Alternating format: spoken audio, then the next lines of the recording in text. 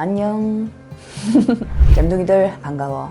오늘도 새벽 유튜브 촬영입니다. 내가 그 지난번 영상 있잖아. 사람은 참 왜 이렇게 새벽에 센치해지는지 모르겠어. 감성적이 되고 막 나가고 아무 생각이 없고. 그래서 첫 번째 찍은 그 영상을 내가 다시 보고 약간 이런 느낌 좀 받았는데, 또 너희들이 그 영상에 좋아요를 달고 그 영상에 댓글을 써주고, 이야 거기서 정말 나와는 어떤 격이 다른 너희들의 품격, 인성, 따스함, 이런 것들을 나도 강력하게 느꼈지. 아, 진짜 아무거나 막 해도 되겠구나 이런 생각을 하기 이르렀습니다. 그래서 오늘도 편하게 새벽에 아무거나 막 하러 왔잖아. 또 역시 또 봐봐, 하니까 그냥 뭐라도 하러 올 수 있는 것 같아. 굿잡. 좋아. 지금 카메라를 앞에 두고 말하고 있지만 이게 카메라라고 생각하면은 안 되거든.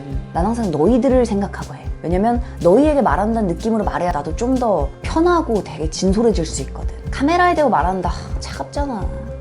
어차피 미래에는 또 얼마나 더 차가워지겠어.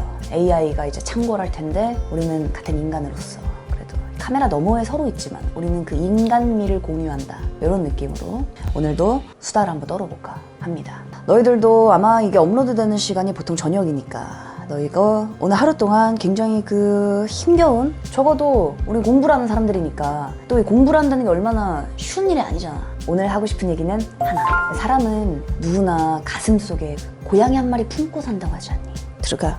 고양이. 오늘 내가 그 너희들의 어떤 따스한 마음을 알았으니 나의 가슴속에 고양이를 좀 꺼내볼까, 그런 생각을 하기 이르렀습니다. 최근에 되게 재밌는 걸 사실 발견했거든. 내 마음속에 고양이는 뭐냐면 뭐 누구나 꿈은 하나씩 품고 있으니까 나한테 고양이는 김잼마 작가님 김잼마 시인, 소설가, 등단이라는 게 나한테는 굉장히 그 넘을 수 없는 벽이면서도 참 그 너머의 세계가 궁금한, 물론 그 넘는다 자체가 중요하진 않아. 왜냐면 등단이라는 건 뭐 자격이 아니니까. 다만 글을 정말 마음대로 쓸 수 있는, 쓰고 싶은 글들을 전할 수 있는 사람이 되는 거니까 그런 부분에 있어서는 굉장히 등단을 하고 싶다, 이런 생각을 진짜 예전부터 품고 살았거든. 도전을 굉장히 여러 번 했습니다. 이게 만약에 입시였다면 몇 수냐? 7수 정도 했나 보다. 그래도 그 7수 동안 어떤 작가라는 명칭을 얻지 못했어도 아주 자그마한 상을 타긴 했었어. 자그마한 상이라는 게 그래도 또 나를 또 버티게 해주는 거지. 이렇게 어떻게 하다 보면, 지난주에 뭐라고? 방귀가 잦으면 덩이 된다. 이러다 보면 이제 덩이 나오는 거거든. 그 방귀를 낀 것 중 하나야 이게. 며칠 전에 발견했는데 내가 조그만 상을 받았던 수필입니다. 내가 받았던 상은 되게 작았는데 그 상을 주는 문학상 자체는 굉장히 큰 문학상이거든.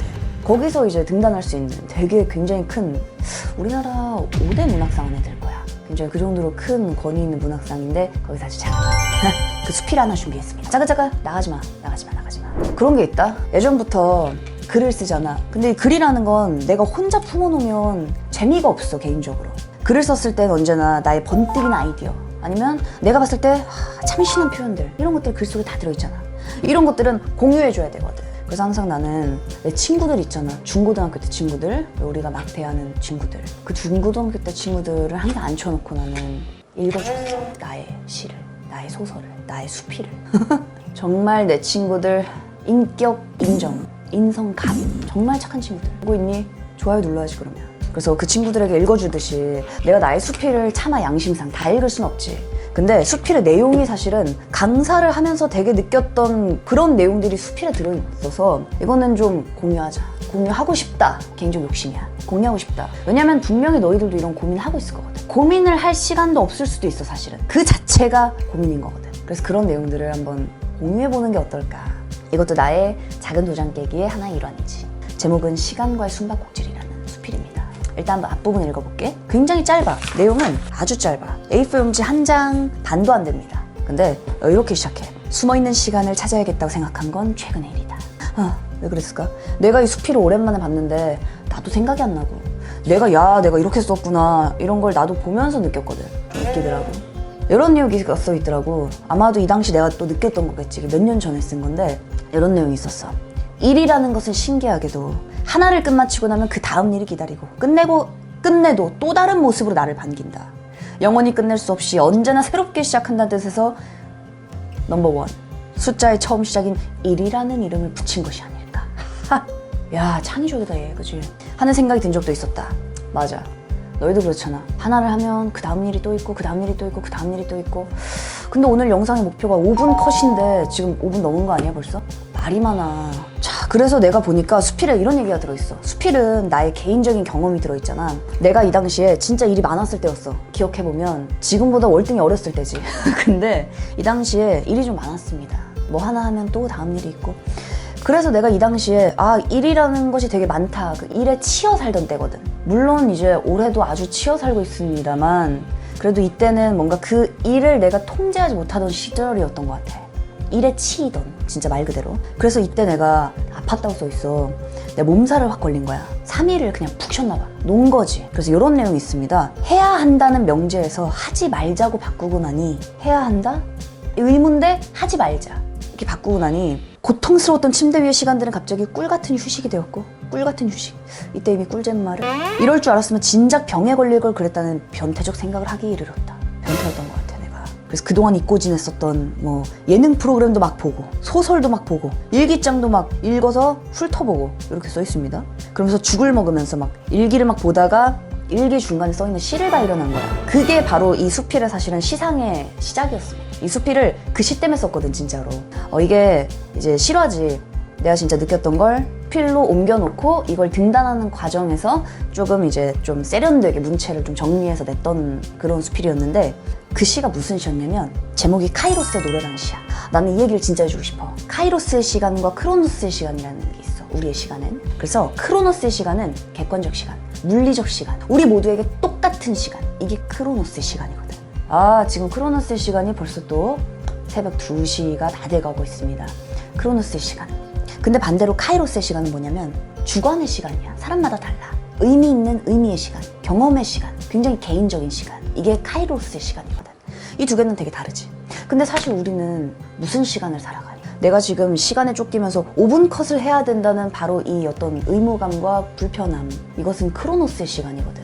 나는 친구들이랑 너네랑 얘기할 때도 이렇게 앉아서 그냥 주저리 막 사실 1시간, 2시간씩 얘기하고 싶은 게 나의 어떤 카이로스 시간, 나의 지향의 시간이라면 우리에게 시간은 굉장히 한정적이니까. 왜냐면 너희들 빨리 자고 또 공부해야 되고 또 여러 가지 할 것들이 되게 많잖아. 시간을 막 소모할 수 없죠. 그런 의미에서 사람들은 사실은 크로노스의 시간이 그 사람의 시간이야. 대부분. 우리같이 특히 할 일이 있는 사람들. 근데 카이로스의 시간은 진짜 창조의 시간이거든. 뭔가를 정말 나만의 시간. 이 카이로스의 시간. 그 시의 내용이 이거야. 카이로스와 크로노스를 의인화시켜서 이 둘이 엎치락 뒤치락 하면서 막 싸우는 내용이거든. 그래서 보면은 크로노스가 채찍질로 막 카이로스를 막 채찍질을 막 하면 카이로스가 크로노스를 혁명을 일으켜서 크로노스를 전복시켜버리고 크로노스한테 이제 그 포커스를 날리면서 검도로 치면 이제 어떤 머리치기 동시에 찌름 그러면서 태경머리까지 빡 치는 어떤 그런 느낌으로 지금 카이로스가 이겼습니다. 그래서 시 마지막에 이렇게 써있어. 무슨 희곡에 나오는 중세 희곡에 나오는 노래같이 막 표현을 해놨는데 크로노스 없는 나의 시간은 무한대라네 막 이런 노래를 3번을 부르면서 시가 끝납니다. 크로노스가 없으면 나의 시간은 무한대다. 그 시를 딱 보는데 진짜 땡 하는 그런 느낌. 와, 내가 살았던 시간은 진짜 크로노스의 시간이구나. 그 세계에 나는 갇혀 살았구나. 그런 느낌이었습니다. 그래서 이제 이 수필의 마지막, 벌써 마지막이야. 수필의 마지막 이렇게 시작해. 나는 침대에서 일어나 스탠드에 불을 켜고 지금 자리에 앉는다. 불을 켜고 자리에 앉는 동안 강제적인 시간의 부름은 들리지 않았다. 시간과 공간 속 오직 나만이 존재한다. 그리고 펜을 들고 오늘의 이야기를 써보려고 마음을 먹는다. 오늘 하루의 일과가 파노라마처럼 스쳐간다. 크로노스적인 시간의 강박이 있진 않았는가. 지금 이 순간도 내가 그냥 흘려보낼 수밖에 없었던 어떤 의미 있는 시간들이 있진 않았는가. 펜 끝에 생각의 촉수를 모아본다. 생각을 하다 보니 갑자기 어린 시절 놀았던 숨바꼭질이 생각난다. 숨바꼭질은 이런 거지. 숨어있는 아이를 찾는 거. 숨어있는 시간을 찾는 거. 펜을 통해. 그러면서 마지막 이렇게 끝난다. 숨바꼭질처럼 난 내가 찾지 못했던 카이로스의 시간들을 나의 펜을 통해 찾아가려 한다. 이제 크로노스의 시간 뒤에 숨을 아이들을 찾을 시간이다. 이렇게 수필이 끝나네. 젊은 감성이었어. 이런 수필을 내가 썼던 때가 있었구나. 사실 요즘도 내 마음속에 품은 고양이라고 했잖아.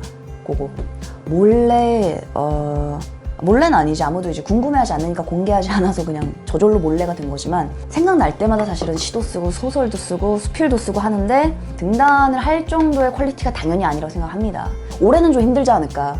어떤 나의 마음속에 있는 고양이를 풀어놓기에 내년쯤은 되지 않겠어?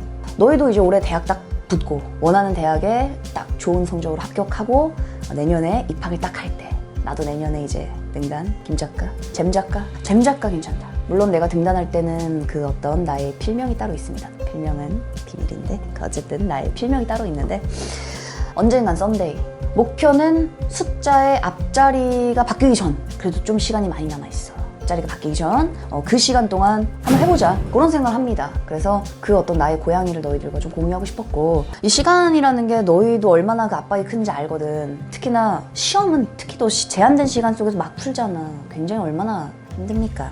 내가 마지막으로 요 얘기를 하나만 딱 한다면 내 수필을 보고 오랜만에 읽어서 나도 내가 이랬구나라는 생각을 사실은 다시 했거든. 이 수필이 언제 발견했냐면 엊그제 컴퓨터로 파일 정리하다가 구석탱이에 갑자기 눈에 딱 띌 때 있잖아? 딱 열어보니까 이 수필이 있는 거야. 그래서 그때 봤지. 내용을 보면서 나도 잊고 지냈었구나 또. 근데 최근에 이제 지난 시간에도 얘기했던 것 같아. 김기택 시인 한번 얘기했잖아.